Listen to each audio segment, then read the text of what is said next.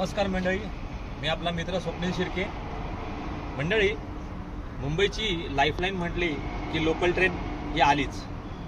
तर मला आज सकाळी घरापासून जेव्हा मी ऑफिसला निघत होतो तेव्हा मुंबईच्या लोकल ट्रेनमध्ये म्हणजे फर्स्ट क्लासच्या मेन म्हणजे महत्त्वाचं म्हणजे फर्स्ट क्लासच्या डब्यामध्ये मला अशा प्रकारचं काही दृश्य दिसलं.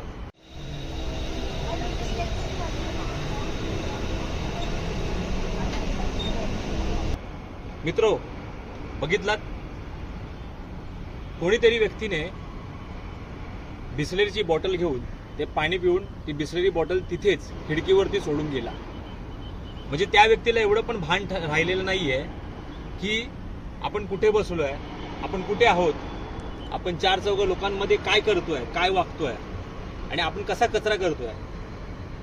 प्लास्टिक हा तर मोठा गहन प्रश्न आहेच, सामाजिक तर प्रश्न आहेच, हा जागतिक प्रश्न तर आहेच.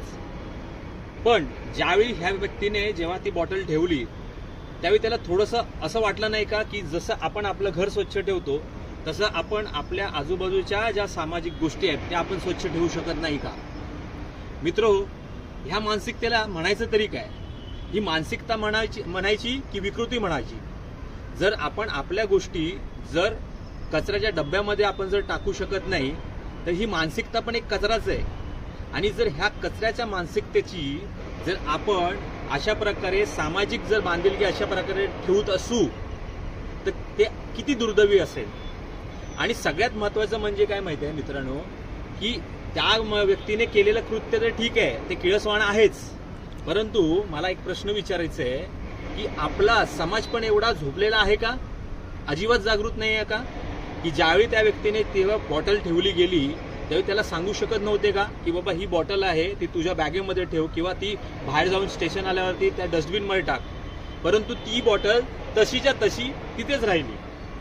पण शेवटी मित्रो, कसं आहे की आपल्याला त्याचं भान आहे, त्याच्यामुळे आपण जेव्हा समाजामध्ये वावरतो त्यावेळी अशा कोणत्या गोष्टी दिसतात त्यावेळी आमचं नक्कीच पाऊल पुढे असतं. म्हणून मी कुठल्याही क्षणाचा विलंब न करता ती पहिली बॉटल उचलली आणि पहिली कचऱ्याच्या डब्यात नेऊन टाकली. मित्रो, सांगण्याचं तात्पर्य एवढंच आहे, आपण ज्यावेळी सामाजिक गोष्टींमध्ये सामाजिकमध्ये वावरत असतो, आपण फिरत असतो, तर अशा गोष्टींचं नक्कीच भान ठेवा.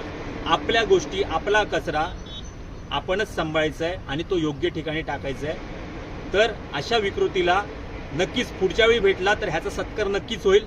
आता तुर्तास इथेच थांबतो. धन्यवाद.